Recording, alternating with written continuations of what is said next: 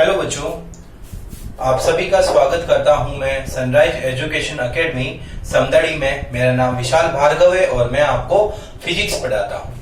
तो हमने कल की कक्षा में देखा सदिशों का संयोजन, कॉम्बिनेशन ऑफ वेक्टर, और उसमें हमने दो मेथड को देखा था, ग्राफीय निरूपण विधि और गणितीय निरूपण विधि, graphical method and mathematical method.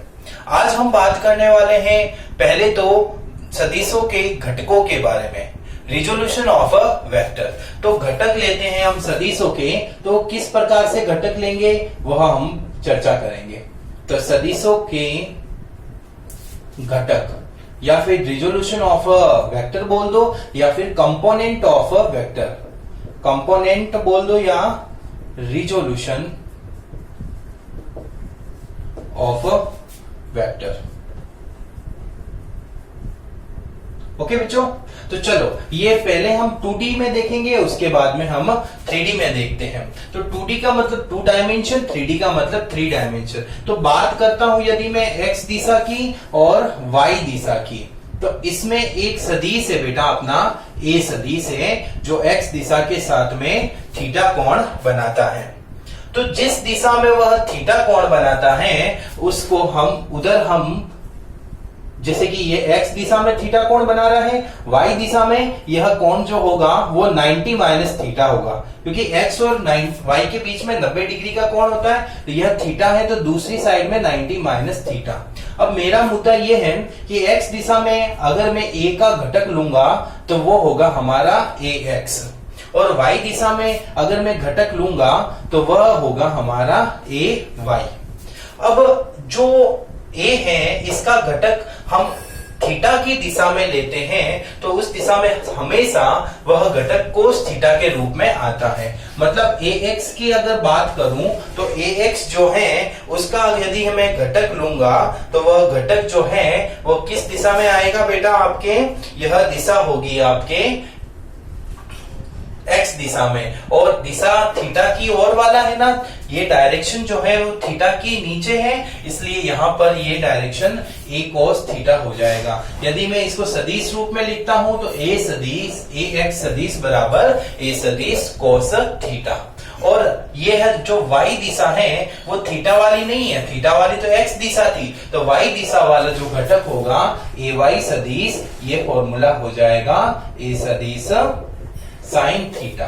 तो इसी मूल कंसेप्ट को, जो छोटी सी बात है, की पॉइंट, इसको पकड़ो कि थीटा के सामने यदि थीटा वाली दिशा का घटक लेंगे, थीटा वाली डायरेक्शन का यदि मैं कंपोनेंट लूंगा तो वह कंपोनेंट कोस के रूप में आएगा, और थीटा के ऑपोजिट वाली जो डायरेक्शन होगी उसके लिए थीटा साइन में आएगा। तो यहाँ पर ax बराबर a cos थीटा, ay बराबर a साइन थीटा आ गया। चलिए अब हम आगे चलते हैं हम, तो इसी के दौरान मैं बोल सकता हूं कि यहाँ इन दोनों का यदि मैं सम करता हूं स्क्वायर करके, दिस इज इक्वेशन 1 और इक्वेशन 2, तो समीकरण 1 तथा 2 का स्क्वायर करके सम कर दिया, तो इस केस में तो क्या आ जाएगा यहाँ पर ax, अब सदिश रूप में नहीं करूंगा, वो भी अदिश रूप में करता हूं, मतलब डायरेक्शन वेक्टर रूप में नहीं करूंगा। तो ax का स्क्वायर प्लस ay का स्क्वायर बराबर यहाँ पर a square cos square theta plus a square sine square theta. इन दोनों में मैं a स्क्वायर कॉमन ले लेता हूं तो मेरे पास में फॉर्मूला बन जाएगा ax का स्क्वायर प्लस ay का स्क्वायर बराबर a स्क्वायर, और अंदर बन गया cos square theta plus sign square theta. आप 10वीं कक्षा में पढ़ चुके हो, cos square theta plus sign square theta बराबर 1 होता है। तो यहाँ पर a स्क्वायर बराबर ax square plus ay square बराबर a स्क्वायर आ गया। तो a बराबर क्या आ जाएगा आपके ax स्क्वायर प्लस ay का स्क्वायर। सदिश रूप में लिखना चाहूं तो a सदिश बराबर रूट ax वेक्टर का whole square plus ay vector का होल स्क्वायर। ये मैंने किस रूप में लिख दिया बेटा, सदिश रूप में लिख दिया, अगर आप सदिश में लिखना चाहो तो। ठीक है, यदि मैं समीकरण, ये तो हो गया हमारा, ये कंसेप्ट यही चाहिए था हमें। अगर हम बात करें समीकरण 2 में समीकरण 1 का भाग देते हैं, तो उस केस में आप देखो समीकरण 2 क्या है, ए वाई बटा ए एक्स कर दिया और बराबर में ए वेक्टर, समीकरण 2 क्या है, साइन थीटा अपॉन ए वेक्टर कॉस थीटा। तो ए से ए कैंसिल हो गया, साइन थीटा बटा कोस थीटा क्या हो जाएगा बेटा, टेन थीटा। तो टेन थीटा का सूत्र हमारे पास में क्या आ गया है, यहां पर ए वाई वेक्टर अपॉन ए एक्स वेक्टर आ गया, ए एक्स का वेक्टर आ गया। तो ये है resolution of a 2D vector. 2D में हमने देखा कि भाई अगर कंपोनेंट लूंगा तो x दिशा में कंपोनेंट थीटा वाला है तो ax cos थीटा, और y दिशा में component ay a sin theta. ठीक है, लिख दीजिए, स्क्रीनशॉट ले लीजिए।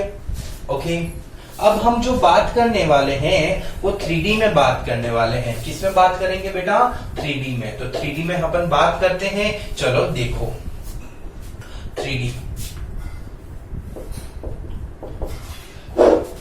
में यहां पर मैं एक दिशा x दिशा ले लेता हूं, एक y दिशा ले लेता हूं और एक z दिशा ले लेता हूं, और एक मैंने एक सदिश ले लिया a सदिश।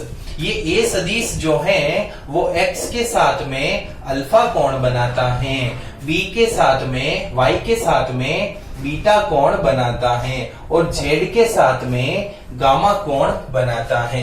क्या बोला मैंने, a सदिश जो है वो x के साथ में अल्फा कोण, y के साथ में बीटा कोण और z दिशा के साथ में गामा कोण बनाता है। मानता हूं x दिशा में ax सदिश है, y दिशा में ay सदिश है और z दिशा में az सदिश है। तो फिर उस केस में हम देखेंगे कि ax जो है वो किसके बराबर होगा, तो जो मेन सदिश है a सदिश जो x दिशा के साथ में अल्फा कोण बना रहा था, तो यहां पर यह है a cos अल्फा हो जाएगा। सदिश के रूप में लिखूं तो दोनों वेक्टर आ जाएंगे, वेक्टर फॉर्म में आ गए। ठीक है, इसी प्रकार यदि मैं ए वाई की बात करूं, ए वाई वेक्टर बराबर फॉर्मूला क्या आ जाएगा बेटा, ए वाई वेक्टर का फॉर्मूला हो जाएगा ए सदिश cos बीटा, और ए जेड वेक्टर का फॉर्मूला क्या जाएगा, ए सदिश cos गामा। तो ये बात आपको थोड़ी ध्यान रखनी है यहां पर। चलो एक और बात आपको ध्यान रखनी है कि ये जो cos square alpha plus cos square beta plus ओस स्क्वायर गामा, इन तीनों का सम जो होता है वो कितना होता है बेटा, इन तीनों का सम 1 के बराबर होता है। एक और बात रखनी है याद, ए सदिश बराबर यहां पर ए एक्स का स्क्वायर प्लस ए वाई का स्क्वायर प्लस ए जेड का स्क्वायर, ये तीनों समान होते हैं, इन तीनों का योग समान होता है। इसको प्रूफ करके बताऊं क्या मैं, चलो इस बात को मैं प्रूफ करके बता देता हूं आपको। ठीक है, तो चलो देखते हैं। यह समीकरण 1 बोल दिया, इसको समीकरण 2 बोल दिया और इसको समीकरण 3 बोल दिया। तो मैं यहाँ पर क्या करूंगा, अब यहाँ पर समीकरण 1 का स्क्वायर प्लस 2 का स्क्वायर प्लस 3 का स्क्वायर कर देता हूं। तो चलो करो यहाँ पर, तो यहाँ पर ए एक्स का स्क्वायर प्लस ए वाई का स्क्वायर प्लस ए जेड का स्क्वायर, और बराबर में क्या हो जाएगा वहां, a square cos square alpha plus a square cos square beta plus a square cos square gamma. अगर मैं बात करूं कि यहां पर तो ये a square plus a y square plus a z square है, इन तीनों में ए स्क्वायर कॉमन आ गया तो बचा क्या, cos square alpha plus cos square alpha plus cos square beta plus cos square gamma. अब आप मुझे बताओ cos square alpha plus cos square beta plus cos square gamma बराबर क्या होता है, 1। तो ये ए स्क्वायर बराबर ये हो गया, तो फाइनली ए स्क्वायर बराबर ए x square plus a y square plus a z square बराबर, मैंने ए को उधर भेज दिया, इस टर्म को उधर भेज दिया, तो स्क्वायर हटाऊंगा तो रूट आ जाएगा ना। तो यहां पर इससे फॉर्मूला हमारे पास में क्या आ गया, ए बराबर रूट ए एक्स का स्क्वायर प्लस ए वाई का स्क्वायर प्लस ए जेड का स्क्वायर। यदि सदिश रूप में लिखना चाहूं तो ए सदिश बराबर फॉर्मूला क्या हो जाएगा, ए एक्स वेक्टर का square plus a Y vector का square plus a Z vector का स्क्वायर। तो ये है बेटा आपके 3D में रिजोल्यूशन। एक बार स्क्रीनशॉट ले लीजिएगा इसका। ओके, तो हमने अभी तक क्या पढ़ा है, सदिशों के रिजोल्यूशन पढ़े हैं दो प्रकार में। किस किस में देखें, 2D में भी देख लिया और 3D में भी देख लिया, और उसके रिगार्डिंग हमने बात की है। चलो अब हम बात करने वाले हैं आज सदिशों का गुणनखंड, गुणनफल, मल्टीप्लीकेशन ऑफ अ वेक्टर की मल्टीप्लीकेशन कैसे करते हैं सदिशों का। बहुत ही अच्छा टॉपिक है, मैं कंपेयर करके पढ़ाऊंगा तो बहुत ही मजा आएगा आपको। सदिशों का गुणनफल, ठीक है बेटा, इसको इंग्लिश में क्या बोलेंगे, multiplication of vector. Multiplication of vector देखते हैं। बचपन में हमने जो गुणा किया है ना, 2 इंटू 3 बराबर 6, 4 इंटू 5 बराबर 20, 5 इंटू 6 बराबर 30। तो ये गुणा जो थे वो अदिश गुणा थे, उसमें कोई दिशा का मतलब था ही नहीं, उसमें डायरेक्शन तो होती नहीं थी, उसमें तो खाली संख्याओं का गुणा करना था। मैग्नीट्यूड जो परिणाम थे, परिमाण, उन्हीं का गुणा करते थे, मतलब डायरेक्शन का तो कोई मतलब नहीं था। ऐसे थोड़ी था कि 3 जो है वो पूर्व दिशा में है, 5 है वो उत्तर दिशा में है, गुणा करो, ऐसे नहीं था ना। तो यहाँ पर अब हम जो गुणा करने वाले हैं वो परिणाम के साथ साथ दिशा भी होगी उसके अंदर, तो उसका सदिश बोलेंगे। और सदिशों का गुणा जो है वो बचपन वाली विधि से नहीं करते हैं। सदिशों का गुणा विशेष परिस्थिति में अपन करते हैं दो प्रकार से। एक तो होता है बेटा अदिश गुणा, अदिश गुणा, अदिश गुणा जिसको हम बोलते हैं डॉट मल्टीप्लीकेशन।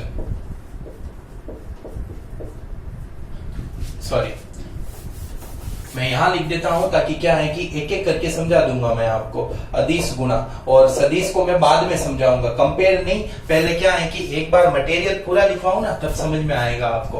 तो scalar multiplication, multiplication, scalar multiplication, ठीक है बेटा। अब हम स्केलर मल्टीप्लीकेशन पढ़ेंगे और इसका जो अगला टॉपिक होगा ना वो वेक्टर मल्टीप्लीकेशन हो जाएगा, सदिश गुणा हो जाएगा। अब देखो अदिश गुणा क्या होता है पहले तो, है ना। तो अदिश गुणा क्या होता है कि दो सदिशों का ऐसा गुणनफल जिसमें हमें परिणाम जो है वो अदिश प्राप्त होता है। दो सदिशों के गुणनफल से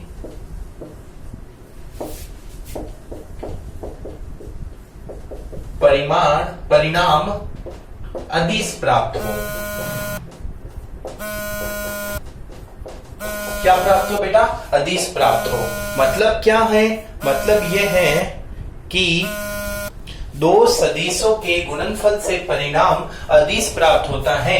इस वजह से इस प्रकार के गुणा को हम क्या बोलते हैं, अदिश गुणा बोलते हैं। मतलब जो रिजल्ट प्राप्त होता है, जो रिजल्ट होगा वह रिजल्ट कैसा प्राप्त होगा, आपके दो वेक्टर का मल्टीप्लीकेशन करने से जो रिजल्ट प्राप्त होगा वह रिजल्ट स्केलर प्राप्त होगा, वेक्टर प्राप्त नहीं होगा, स्केलर होगा। इसलिए हम इस मल्टीप्लीकेशन को किस नाम से जानते हैं, स्केलर मल्टीप्लीकेशन। कैसे होगा वो भी मैं समझा दूंगा।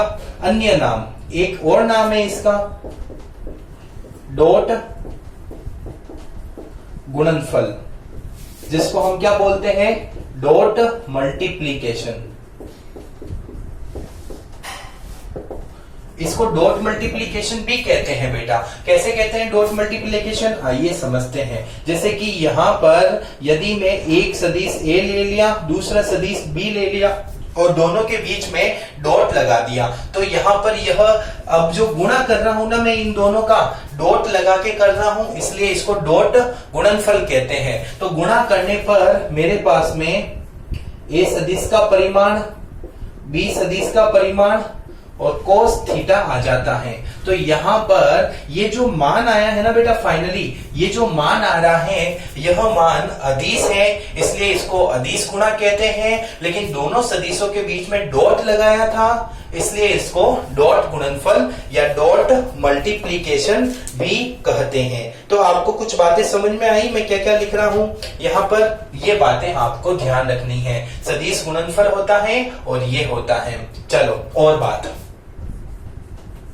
ये तो थीटा वाला केस हो ना, यदि कोई दो सदिश है, जैसे मैंने क्वेश्चन करवाया था ना, एक बल था F1 3 न्यूटन, F2 4 न्यूटन, दोनों के बीच में कोण था, तो इस केस में अपन डायरेक्ट वैल्यू पुट करके कर सकते हैं। लेकिन यदि सदिश जो है वो इस प्रकार से नहीं देकर घटक के रूप में दे देगा, जैसे कि ax i के प्लस ay j के प्लस az k कैप, इस फॉर्म में यदि सदिश दे रखा है, एक सदिश और दूसरा सदिश जो है b सदिश बराबर bx i के प्लस by j के प्लस bz k कैप दे रखा है, तो यहां सदिश दे रखा है और इन दोनों का यदि मैं डॉट प्रोडक्ट करता हूं, तो इन दोनों का डॉट प्रोडक्ट करूंगा तो कैसे करूंगा बेटा? यहां पर i के साथ में कौन है?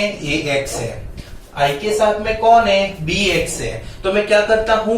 ax और bx को गुणा कर देता हूं और प्लस i कैप और i कैप दोनों को गुणा किया, 1 आ गया। कैसे आया? मैं जस्ट आगे है यही चीज एक्सप्लेन करूंगा, आप थोड़ा आगे चलो। अब j के साथ कौन है? ay है, j के साथ कौन है? by है, तो मैं क्या करता हूं? ay और by को गुणा कर देता हूं। के कैप के साथ कौन है? az है, उधर के कैप के साथ कौन है? bz है, तो यहां पर az और bz को गुणा कर दिया। तो यहां पर आपको पता चला मैंने डॉट मल्टीप्लीकेशन किस प्रकार किया है। डॉट मल्टीप्लीकेशन i कैप के साथ वाले को गुणा किया, j कैप के साथ वाले को गुणा किया और k कैप के साथ वाले को गुणा कर दिया सीधा और उनको जोड़ दिया। तो अब मुझे बताओ, इनके गुणा करने के बाद इसमें कहीं i j k दिख रहा है क्या आपको? तो i j k तो दिख ही नहीं रहा है। इसका मतलब i j k यदि दिखता ना तो मैं बोलता कि भाई जो रिजल्ट प्राप्त हुआ है वह सदिश है, बट यहाँ i j k नहीं है, इसलिए मैं कह सकता हूं कि यहाँ पर जो रिजल्ट होगा वह अदिश होगा। इसी वजह से हम इसको क्या बोलते हैं? अदिश गुणनफल। स्क्रीनशॉट ले लीजिए। ओके, और बातें हम करते हैं इससे रिलेटेड, और बातें हम इसी से संबंधित करते हैं। मैंने बोला ना, अदिश से संबंधित जो भी बातें हैं वो हम डिस्कस कर लेते हैं विद एग्जांपल, उसके बाद हम सदिश के ऊपर चलेंगे। ठीक है, तो अदिश में और बातें क्या है बेटा? और बातें ये हैं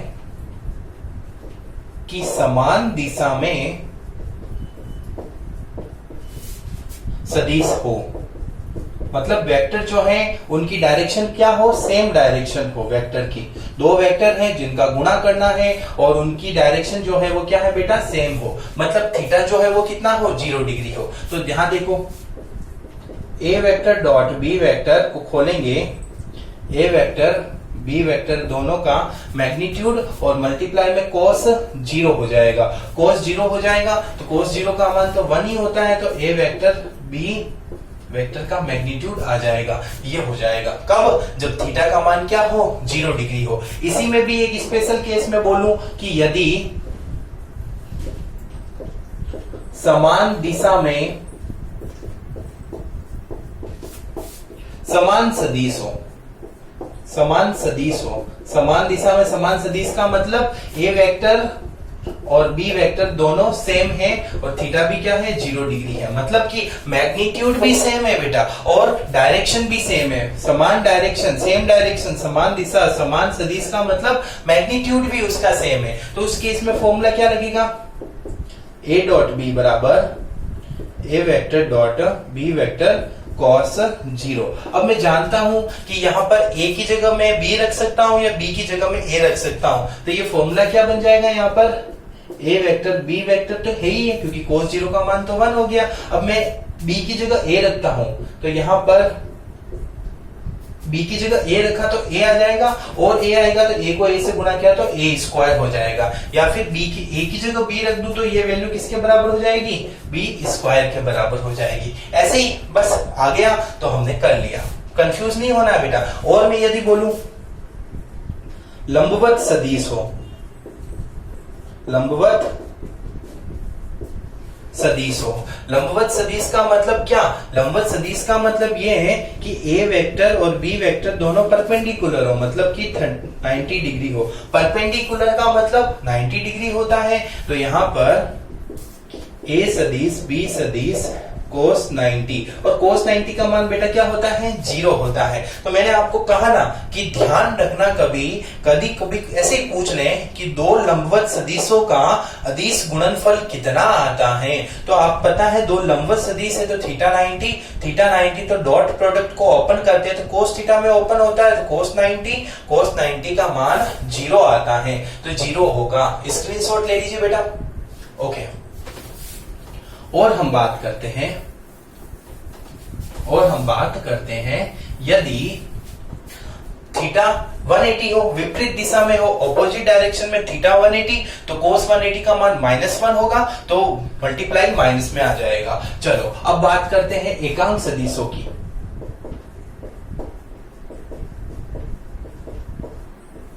एक्स, वाई और जेड दिशा में कौन कौन होते हैं एकांक सदिश? एक्स दिशा में आई कैप, वाई दिशा में जे कैप और जेड दिशा में के कैप। तो मैं बेटा बात करता हूं आई कैप डॉट आई कैप की, या फिर जे कैप डॉट जे कैप की, या फिर के कैप डॉट के कैप की। तो ध्यान से सुनना, आई कैप डॉट आई कैप मतलब दोनों की डायरेक्शन सेम है ना, दोनों की डायरेक्शन सेम है, और मैग्नीट्यूड इनका क्या है? यूनिट वेक्टर है। यूनिट वेक्टर का मैग्नीट्यूड 1 होता है। एकांक सदिश का परिमाण एक ही होता है। तो इसको ओपन करूंगा तो 1 इंटू cos 0, और cos 0 का मान तो 1 होता ही है, तो 1 को 1 से गुणा किया तो सबकी वैल्यू क्या आ जाएगी? 1 आ जाएगी। इसी प्रकार इसमें भी मान कितना आएगा? 1 आएगा, और इसमें भी 1 आएगा। तो ये चीज समझ में आई क्या कि यहां पर एकांक सदिश सेम को गुणा किया तो डॉट प्रोडक्ट किया तो डॉट प्रोडक्ट क्या आया है? यहाँ पर 1 आया है। लेकिन मैं यदि बात करता हूं आई कैप को जे कैप से गुणा करता हूं, या जे कैप को के कैप से करता हूं, या फिर के कैप को आई कैप से करता हूं, तो उस केस में आप कैसे फॉर्मूला? अब बताओ, आई कैप तो एक्स दिशा में, जे कैप वाई दिशा में, दोनों के बीच में कोण 90 डिग्री का, तो यहां पर क्या होगा? 1 इंटू cos 90। अब बेटा जानते हो आप लोग cos 90 का मान तो क्या होता है? 0 होता है। तो ये सब मान जो है वो क्या आएंगे? 0 आएंगे। क्यों आएंगे 0? क्योंकि ये जो है लंबवत सदिश है, और अभी जस्ट हमने पीछे देखा कि लंबवत सदिश होते हैं उनका जो डॉट प्रोडक्ट होता है वो क्या होता है? 0 होता है। तो यहां पर मैंने 0 रख दिया। नहीं आया आपको समझ में ये बात? वेरी गुड, आ गई तो बहुत अच्छी बात है। तो यहाँ ध्यान रखना इन दोनों बातों को, और इसी वजह से मैं बोल सकता हूं कि जो मैंने यहाँ पीछे किया ना ए सदिश वाला, डायरेक्ट हमने आई कैप के साथ था ए x B x plus a Y B Y plus a Z B Z, तो वो जो किया था उसके पीछे का कारण यही था कि जो आई के साथ में आई था तो उसको गुणा 1 से कर दिया, लेकिन बाकी जो टर्म थी उसका गुणा मैंने आई को जेके के साथ किया था तो गुणा क्या आया था? 0 आया था। तो बाकी वाली टर्म्स तो कटती गई, और जो आई के साथ आई था उसका गुणा 1 हो गया, और आई के साथ में उधर ए एक्स था और बी एक्स था, तो इसकी जगह ए एक्स बी एक्स, ए वाई बी वाई, ए जेड बी जेड, बाकी वाली तो टर्म ही 0 हो गई थी, तो उसको डिटेल में नहीं करवा कर डायरेक्ट लिख दिया। अब कुछ एग्जाम्पल कर देते हैं। तो ये समझ में आई बेटा आपको? ठीक है, अब कुछ उदाहरण करता हूं मैं, ध्यान से सुनना उदाहरण को। जैसे मैंने उदाहरण दे दिया, 3 व 4 सदिश है कोई, ए सदिश 3 है, बी सदिश 4 है, दोनों के बीच में थीटा 60 डिग्री है। ठीक है, 60 डिग्री है। तो आपको पूछा है कि ए डॉट बी क्या होगा, तो बताओ क्या होगा? तो इसको ओपन करो, ए सदिश वेक्टर बी सदिश वेक्टर cos थीटा। ठीक है, तो यहाँ पर ए cos 60 थीटा की जगह 60 लिख लो। तो यहाँ पर ए सदिश वेक्टर की जगह 3 इंटू बी सदिश वेक्टर की जगह 4 इंटू cos 60 की वैल्यू होती क्या है बेटा? 1/2। तो 1/2, तो 2 का भाग इसमें 2 बार, तो इनको 2 से गुणा किया तो 6, तो 6 आ गया इसका मान। अब बताओ ये सिंपल है या भारी है? बहुत सिंपल है, इसमें क्या टफ है, कुछ टफ नहीं है। चलो एक और क्वेश्चन करते हैं। यदि दे दिया ए वेक्टर, अब ध्यान से सुनना मेरा क्वेश्चन, जो मैं क्वेश्चन करवा रहा हूं बहुत ही साधारण क्वेश्चन है, बट केस क्या है आपको समझ में आना चाहिए, तभी साधारण लगेगा आपको। चलो ए सदिश दे दिया आपको मैंने यहाँ पर 1, बी सदिश दे दिया 2, ए डॉट बी वेक्टर का मान दे रखा है आपको √3 और पूछा है थीटा कितना होगा। अब बताओ, अब इस क्वेश्चन को सॉल्व करो। तो यहां पर इस क्वेश्चन को सॉल्व करने के लिए हमें पता है कि भाई ए डॉट बी की वैल्यू दे रखी है, तो चलो यही सूत्र लगाते हैं अपन। तो यहां पर ए डॉट बी वेक्टर बराबर क्या होगा formula, a vector b vector cos theta. चलो अब ए डॉट बी का मान कितना दे रखा है बेटा, √3 दे रखा है ना, तो √3 बराबर, अब ए का सदिश कितना दे रखा है 1 इंटू बी का 2 इंटू cos थीटा। अब ये जो इंटू में 2 है वो बराबर के उधर चला जाएगा, तो यहां पर तो √3/2 बराबर cos थीटा। तो बताओ, अब मुझे ये बताओ कि थीटा का कौन सा मान रखूं कि cos थीटा का मान √3/2 आ जाए। तो याद करो, थोड़ा माइंड को दौड़ाओगे तो आपको पता चलेगा cos 30 का मान जो होता है वह √3/2 होता है। इसकी जगह मैं क्या लिख सकता हूं, cos 30 डिग्री बराबर cos थीटा। cos से cos कैंसिल, तो थीटा का मान जो आ गया वो कितना आ गया बेटा आपके पास में 30 डिग्री। तो ये दो प्रकार के क्वेश्चन बन सकते हैं, या तो आपको ए बी और थीटा दे दे और डॉट प्रोडक्ट पूछ ले, या फिर ए बी और डॉट प्रोडक्ट दे दे और थीटा पूछ ले। थीटा की जगह मैं चाहता तो ए या बी में से कोई एक भी पूछ लेता। तो ये बात आपको समझ में आई या नहीं आई है, मुझे कमेंट बॉक्स करके मैं बताना, ताकि मैं अगली कक्षा में अगर नहीं आई है तो 2-4 उदाहरण और देके समझा दूंगा, नहीं तो मैं आगे की कक्षा लेता चलूंगा। तो ये स्क्रीनशॉट ले लीजिएगा। ओके, अब जो अगला क्वेश्चन है वो मेरा कुछ इस प्रकार आ जाता है। मैं अभी वैरायटी करवा रहा हूं, मैंने बोला ना अदिश जो गुणा है, आज का हमारा टॉपिक जो मेन मोटो है ना वो अदिश गुणा है। अदिश गुणा स्केलर मल्टीप्लिकेशन से संबंधित जो भी क्वेश्चंस आते हैं उन सबको हमें सॉल्व करना है बेटा। ए सदिश बराबर 2i cap plus 3j cap plus 4k cap, B सदिश बराबर -i cap plus 2j cap minus 2k cap, ठीक है। और मल्टीप्लीकेशन बोला ए डॉट बी ज्ञात करो बी ज्ञात। तो कैसे करोगे, आप लोगों को पता है कि गुरुजी आपने बताया था कि ए सदिश बराबर होता है ax i cap plus ay j cap plus az k cap, और बी सदिश बराबर क्या था बेटा, bx i cap plus by j cap plus bz k cap. Okay, तो अब मुझे बताओ i के साथ में कौन कौन है, ax और bx है ना, तो यहां पर i के साथ में कौन है, यहां पर i के साथ में 2 है, लेकिन यहां पर i के साथ में माइनस का 1 है। तो यहां इस 2 को और माइनस के 1 को क्या कर दूंगा, मैं गुणा कर दूंगा।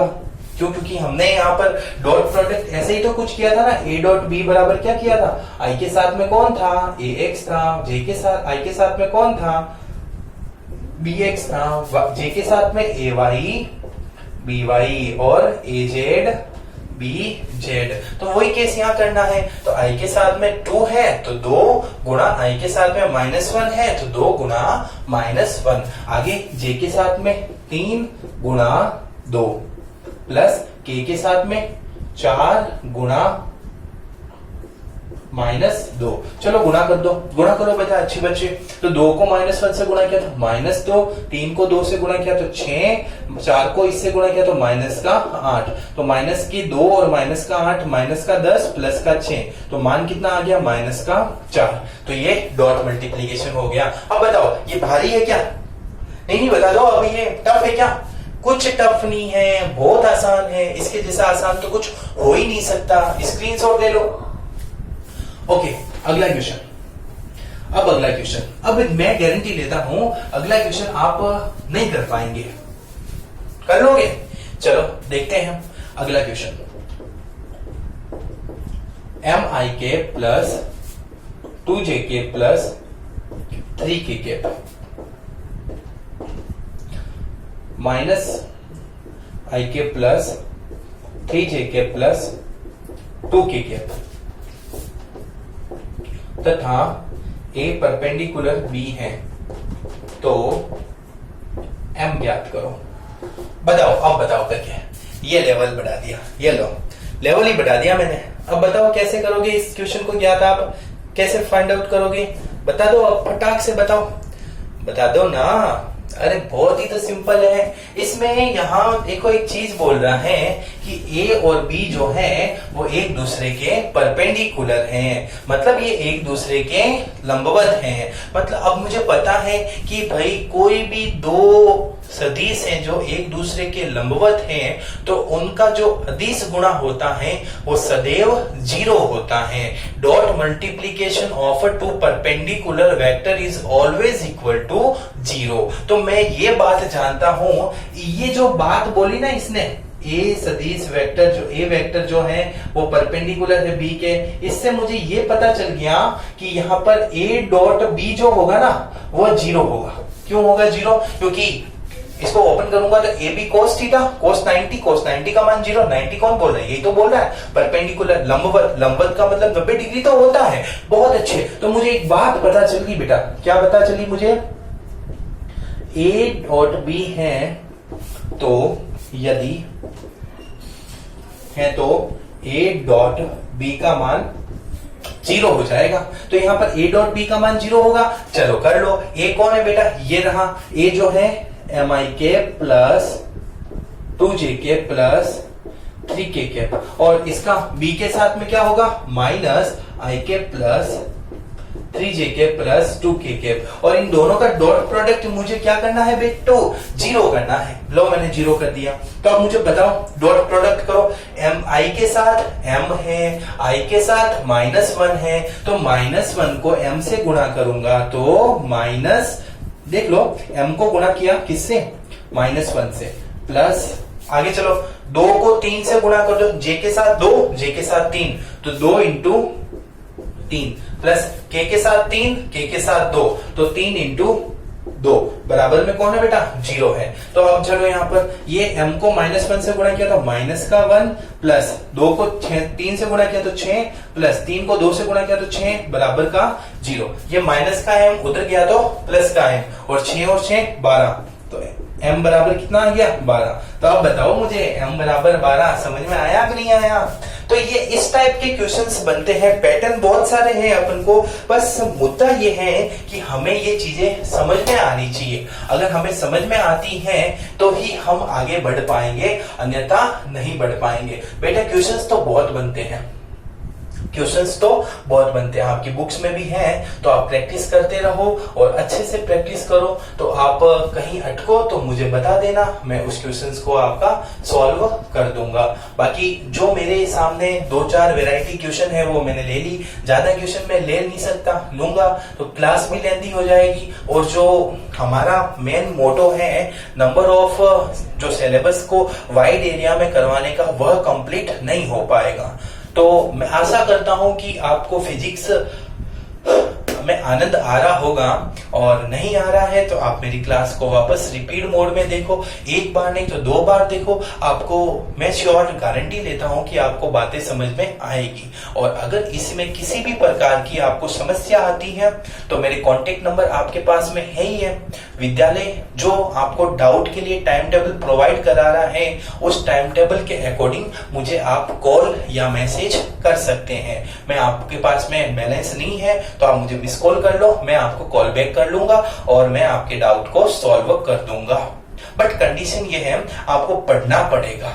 आप घर पे हो बेटा, 6 महीने आपने मजे कर लिए, अब मजे नहीं करने हैं, अब थोड़ा पढ़ाई करो। देखो आपको भी पता है कि भाई आधा साल तो चला गया है और गवर्नमेंट तो यूं चुटकियों में नियम निकाल देगी। अभी ऑनलाइन क्लासेस तो उन्होंने कब से शुरू कर दी है, और अभी ये हाफ ईयरली एग्जाम या फर्स्ट टेस्ट वगैरह इसकी निकाल देंगे, first second test half yearly के टाइम टेबल निकाल देंगे। उसके बाद में फिर आपके पास में टाइम कम बचेगा ना, तो सीरियस होकर पढ़ाई करो। और मुझे कैसे पता चलेगा कि आप पढ़ रहे हो, इसलिए आप प्लीज कमेंट बॉक्स में कमेंट जरूर करो। अगर आपको कुछ इसमें सुधार करना है मुझे बताना, मैं सुधार भी कर लूंगा। और अगर आपके डाउट है तो उसको रख देना, मैं डाउट सोल्व कर दूंगा। और अगर कुछ भी नहीं है आपके पास तो आप एक थंब का निशान लगा देना कि 2 अंगूठे, ताकि मुझे पता चले कि हाँ ये बच्चा जो है वो वीडियो को देख रहा है। ठीक है बेटा, तो ये चीजें आपको समझ में आई। अब हम कल जो पढ़ेंगे वो अदिश गुणा पढ़ेंगे, वेक्टर मल्टीप्लीकेशन। अब इसको स्क्रीनशॉट ले लो। ओके, अब हमें क्या करना है, कुछ उदाहरण देखता हूं मैं, कुछ एग्जाम्पल देखता हूं जो डॉट मल्टीप्लीकेशन के हमारे फिजिक्स के अंदर काम आएंगे। तो एक तो सबसे पहले उदाहरण जो है,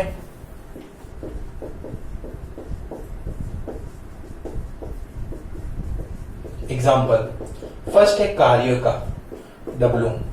W बराबर होता है F सदिश डॉट S सदिश। अब ये W जो कार्य है ना, वर्क जो होता है वो क्या होता है, F सदिश डॉट S सदिश। तो F होता है बल सदिश राशि है, S विस्थापन भी सदिश राशि है, लेकिन इनका डॉट प्रोडक्ट किया। डॉट प्रोडक्ट करने के कारण जो कार्य मिला मुझे वह अदिश मिला। क्यों? क्योंकि डॉट प्रोडक्ट से जो भी वैल्यू मिलती है वो हमें स्केलर ही मिलती है, अदिश मिलती है। इसलिए मैं यहाँ W के ऊपर मैंने तीर का निशान नहीं बनाया। क्यों नहीं बनाया? क्योंकि यह तो अदिश राशि है। ठीक है, अब मैं यहाँ लिख देता हूं W जो है वो क्या है, कार्य, वर्क है। ठीक है, F जो है वो क्या है, बल है, फोर्स है, और S जो है वो क्या है, विस्थापन है, डिस्प्लेसमेंट है। स्पीड से लिख रहा हूं इसलिए थोड़ी राइटिंग अच्छी नहीं हो रही है, कोई दिक्कत नहीं है। अब सेकंड, और मैं अगर बात करूं थोड़ी, तो मैं बात करता हूं पावर की, शक्ति की, F डॉट V। अब देखो, ये बल जो है सदिश राशि, वेग V का मतलब वेग वेलोसिटी, वो भी सदिश राशि, लेकिन इन दोनों का डॉट प्रोडक्ट किया तो पावर आ गई, शक्ति के ऊपर मैंने तीर नहीं लगाया। क्यों नहीं लगाया? क्योंकि डॉट प्रोडक्ट से मिलने वाला जो रिजल्ट होता है, जो परिणाम होता है, वह हमेशा अदिश होता है, इसलिए मैंने इसके ऊपर डॉट नहीं लगाया। तो V का मतलब क्या होता है बेटा, वेग, वेलोसिटी। P का मतलब क्या होता है, शक्ति, पावर। जो एक्स्ट्रा बातें हैं वो मैं साइड में लिखता चल रहा हूं। और अगर मैं बात करता हूं तीसरा, फाई बराबर होता है B डॉट ए। अब ये फाई क्या है, ये दोनों तो आप 11th क्लास में पढ़ लोगे, लेकिन ये जो है वो 12th क्लास में पढ़ोगे। फाई जो होता है वो क्या होता है, आपने 10वीं क्लास में पढ़ा भी होगा, नाम इसका चुंबकीय फ्लक्स। अब मेरा क्वेश्चन ये है आपसे, मैग्नेटिक फ्लक्स जो होता है उसका मात्रक क्या होता है? आपने 10वीं कक्षा में पढ़ा होगा, मेरे से पढ़ा है तो मैंने आपको जरूर बताया है कि चुंबकीय फ्लक्स का मात्रक क्या होता है, और यह वे से शुरू होता है, वे, फिर आगे 3 अक्षरों का नाम है, क्या है मुझे कमेंट बॉक्स में बताना। तो चुंबकीय फ्लक्स होता है फाई, और बी जो होता है उसको बोलते हैं चुंबकीय क्षेत्र, जिसको बोलते हैं मैग्नेटिक फील्ड, और ये जो होता है बेटा इसको बोलते हैं क्षेत्रफल,